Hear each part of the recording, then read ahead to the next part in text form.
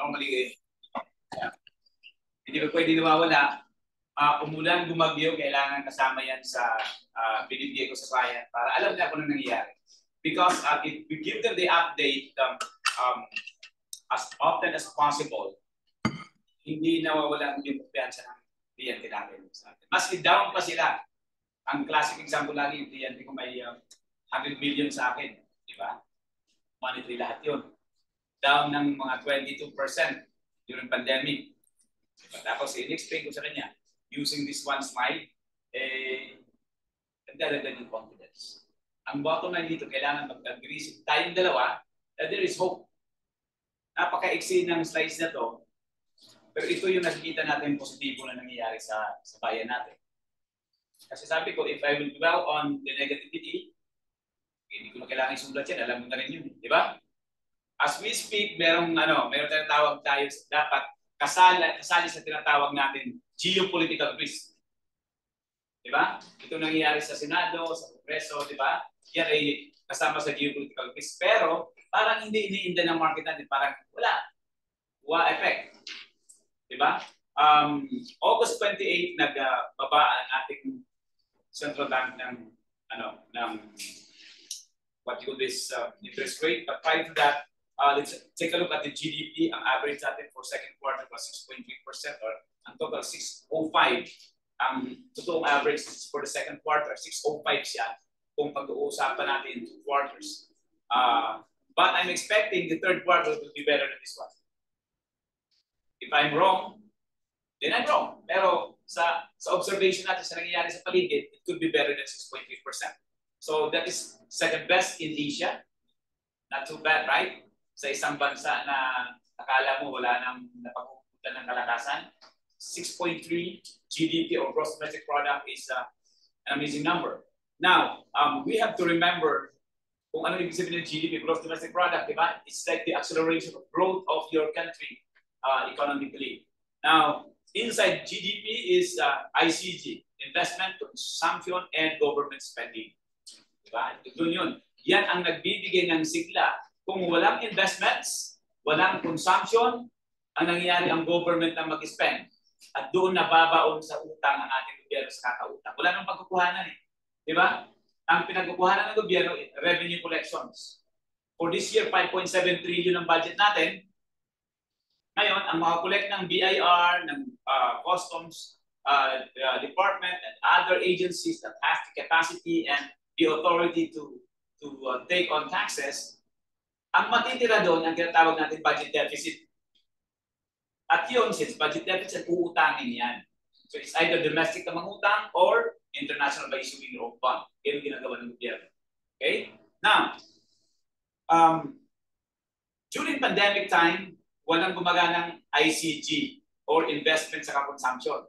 Puro dole out lang. Kaya doon nagdagdag na halos 7 trillion na nagdagdag kaagad during the time of Tigong. Di ba? 7 trillion na nagdagdag na utang. But prior to that, during the time of the previous president, si Aquino, tayo pa yung talagang nagpapautang that time, di ba, sa IMF. Although hanggang ngayon naman, medyo net lender pa rin tayo. Okay, so this one, the first slide or line is GDP. Medyo strong tayo. GDP, medyo at par with the best in the world. We are still investment grade country. Ano ba ang ibig sabihin yan? Sabi ko nga, example ko, analogy to countries are graded like hotels. Di ba? If you are graded as an investment grade, parang 5-star hotel. Okay?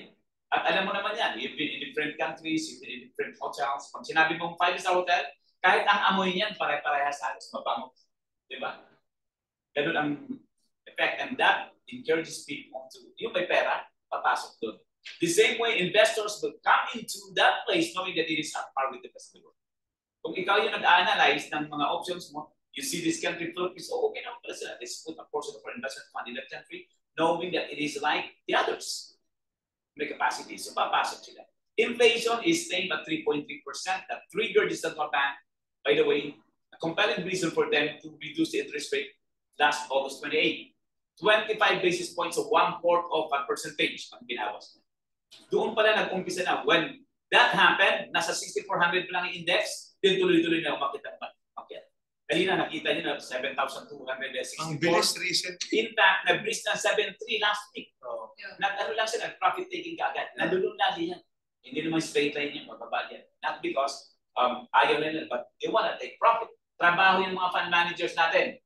Right? Yung nag-take profit na yun, malamang isa doon is AIA Philippines. Di ba? Ganun yun. Now, anong significance yan? Because interest rate is going to be lower because inflation is down also. Ang dahilan kung bakit umakit ang interest rate is because pag mataas ang inflation, gusto ng central bank, parang lagnat yan. Yan ang biogesic niya. Okay? Pag nagtaas ang interest rate, parang biogesic yan para mas-siphon off ang excess liquidity. Moral suasion factor yan. Para sinasabi, okay, tinaas ang interest rate, baka naman gusto mag-deposit mo na huwag ka munang tumastos. Napakaraming gumagastos kasi, pero hindi lahat can afford it. Yung nasa laylayan ng lipunan, yun ang umaray. Yung may mga pera, may excess funds, o kahit anong siya bibilhin niya. Kaya sinasabi ko, the best way to beat the inflation is to afford it. But not everyone can afford it. Diba? Ang 3.3, that time, mabot tayo ng 8.7% doon sa amin sa Amerika at a peak of 9.1%. Diba? So, sobrang taas yun. So, ngayon, ang iniindayan ng mga pangkaraniwang tao, yung mabababang antas sa lipunan. Pero yung mayayaman, alam, asahan mo pa si Gokong Wei nung araw, kung sasabihin niya, ang mahal naman presyo ng bigas. Di ba? Walang gano'n. Hindi, una, hindi nila alam presyo ng bigas. Pangalaw, hindi naman sila namimili ng bigas. At kahit ilagay mo sa hanggang sa taas na presyo yan, they can afford it. So, gagawin ng Central Bank para ma-level, yun ang purpose ng Central Bank, para ma-level ang playing field. Okay, kukontrolin natin yan.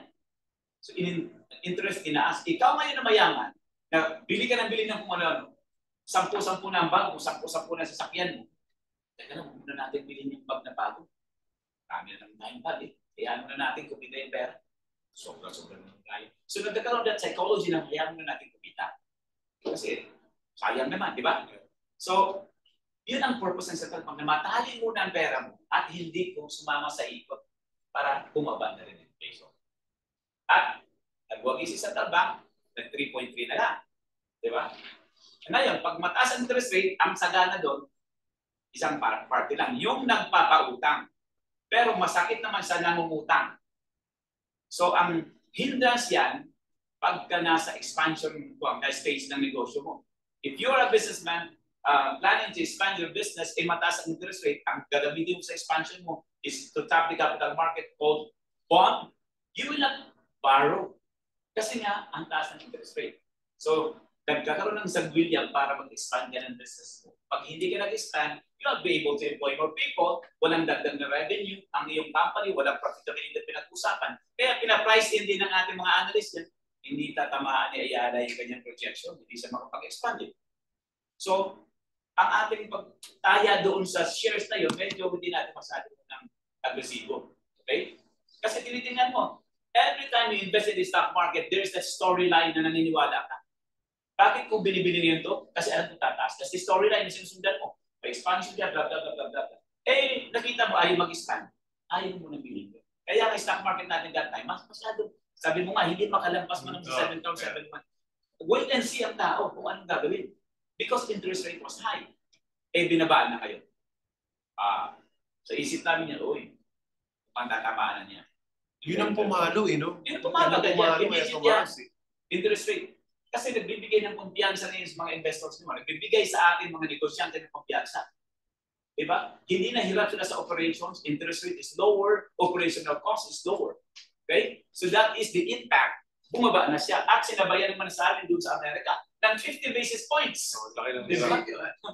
Sobra. So, kaya yung interest differential ngayon, ang tinitin natin sa merkado, kung ano yung mas matimbang. Kung ako nag-deposit sa Amerika, pinabaan nila. Di ba? Ay, ito, pikitain ko, pupunti na lang. Malamang lang yung pull out wall, put it somewhere else. Malamang lang pwedeng recipient is Philippines, kasi malamang pa rin tayo ng content. Di ba?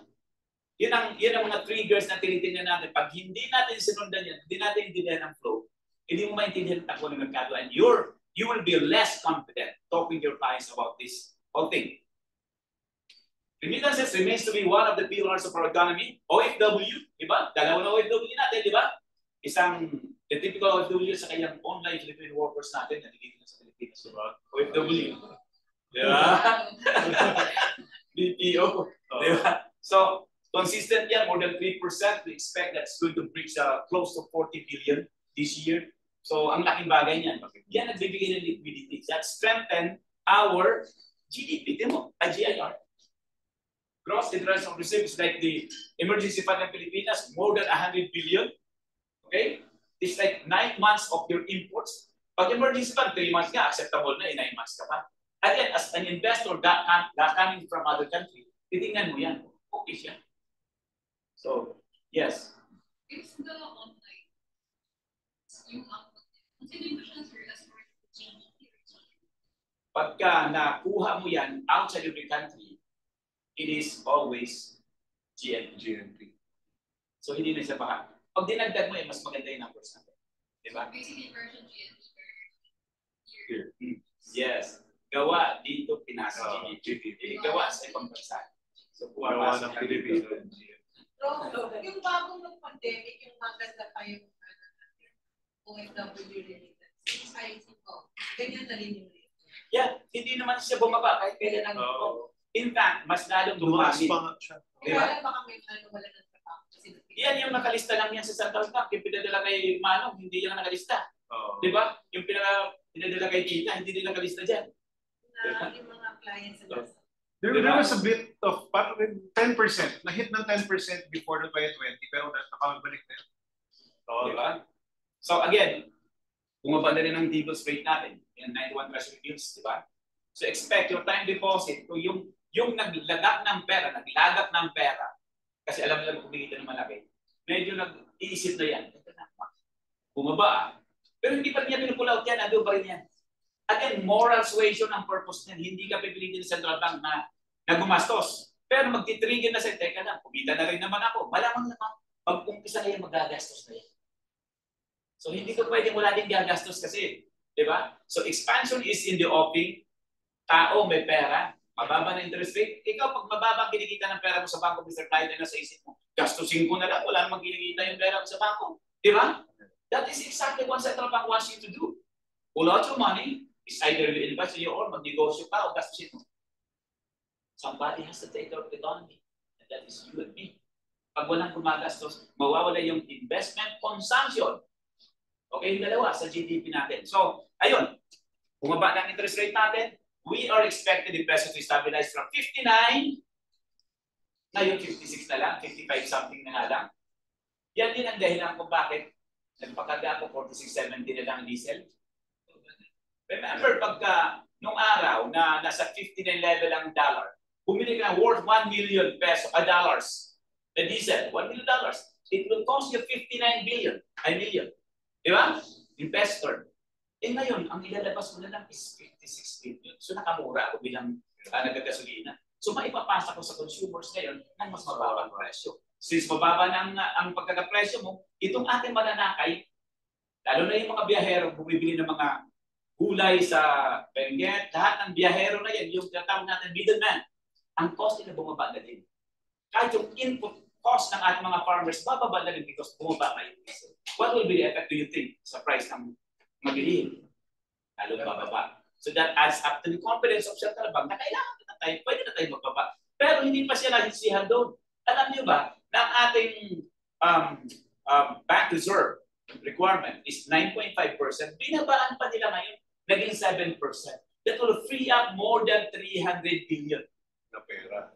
Kasi, I don't know, Mr. Client, ganito lang po yan. Yung dinideposit mo sa bangko na 1 million, ang trabaho ng Central Bank ay ng bangko kasi dalawa lang, legal parehas yan. To borrow from you through your deposits and to lend. Di ba pautang, kahit sa iyo, pwede ka din mangutang sa kanila. Pero mag-iba ng presyo nun, di ba? Mas malaki ng pag ikaw ng utang. Pag ikaw ang nagpautang in your deposit, nakapila ka pa sa teller, wala kang kapalag-palag, 1% lang. Hindi man kasalanan pa kung pumila ka pa nga, di ba? So yun ang kagandahan doon. So now, 1% versus 5 or 6% lending rate. Nangyayari yan. Kasi hindi naman, in fairness sa bangko, hindi lahat ng dineposit mo 1 million pwede na ipautang. May itinitira dyan ng 9.5%. Sinasabi ng central bank, baka minda kasi mag-withdraw yung kliyente mo, mag-ATM, 20,000, wala kang pera. So naninigurado lang sila may liquidity portion. So hindi lahat yan na ipapautang ng ating central bank. Ngayon, sinabi sa okay, medyo okay ang ating bayan, kailangan damihan mo ipautang mo. So ang itabi mo lang 7%, hindi 9.5%. Ang deposit natin nasa 15 trillion. Kumpitin mo yung pinakawalan na 2.5%, 2.5%. More than 300 billion yan na extra na pwedeng ipautang ng mga bangko. Kung ikaw negosyante, asahan mo, tatawag pa sa yung bankero mo, sir, alam ko may expansion, huwag mo nang pigilan, umutang ka dito, may linya ka sa akin. Sila ngayon pa ang magpupunta sa inyo para pausapin ka. There is enough liquidity right now. So that will give us fast activities economically. And again, I'm expecting the next quarter. First quarter was good, second quarter was better, third quarter will be a lot better pagdating sa performance ng mga companies natin. Na napaprice in na yan, kaya na stock market is shooting up. Okay? And expecting natin, as the biggest spender, the government will continue to spend. And again, as I look at all the newspapers, nakikita ko na mga companies expanding, may mga capex sila in billions upon billions of pesos, that adds up to my confidence, knowing that there is hope in this country. That's why they're expanding. And I want to be part of it. Mr. Client, let's be part of it para may inclusive growth ng Pilipinas. Kahit big time ka, o hindi masyado, you can ride with this moment.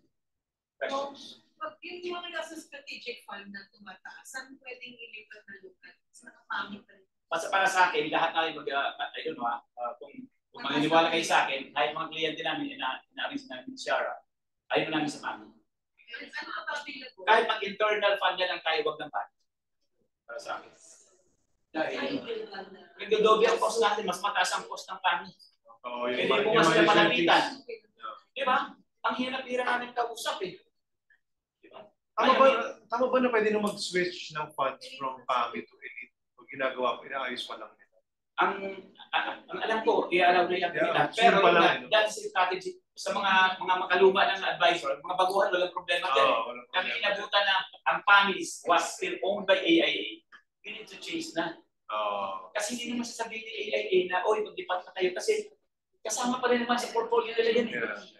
Ang kliyente ng BPI ngayon, o ni BB, is AIA Philippines. Sila kasi nagpapamanage ng fund doon. Samantalang meron tayo. Ipinanganak na trust fund natin and ang laki ng 164 billion na naman ang trust fund natin. 64 billion. Nagulat nga ako, sandali pa lang yung ganun pa lang eh. Because it's our own funds na mga assets natin na doon nakalagay. Doon nakalagay. Ayun. I mean, one pager, more than 15 minutes natin pinag-uusapan. Are you excited with those numbers na nakita nyo? Yes. The same thing na, pagdaharap ng kliyente. Hindi na natin kailangan digdigin sila sa mga negativities kasi they have more than enough of it. Bahala na si Marites doon. Kami naman bahala dito. Ako naman si Justin. Justin, di ba? Justin. Thank you, bro. Panapan namin si bro. Well, so, let's have lunch. Let's take a picture first. Take a picture. Thank you, Miss Jean, Miss Susie, RC, and for attending. Nasaan ang iba? Picture tayo, picture. Nasaan sila, Yan, sila Judith, sila Denise. Alright? So, let's have lunch. Picture tayo. Ayan. After lunch, dun sa mga gusto mag-stay, siguro another 1 hour lang makakaroon na tayo ng optional to optional. Parang presentation na practice. No? So, yun. Optional na lang to dito sa unahan. Yeah. Picture natin picture muna tayo dito lahat. Lapit muna para kasama sila Miss Jean, si Miss Susie, tsaka si RC. Open your cameras. Hindi, dito sa kay Myra tsaka kay Gerald. Ayan. Dito, mag-picture tayo guys. Lapit kayo sa camera para kasama sila. Ito, dito. Ayan. Diyan kay Myra. Yung iba rito. Ayan. Dito. Yung iba doon kay Gerald tsaka kay Myra. Myra, open your camera. Myra, open your camera. Hanap kayo. Ayan. Hanggang kay Denise. Hanggang kay Jen kita. Ay, sorry. Ito, rito. Hindi kita. Doon yung iba.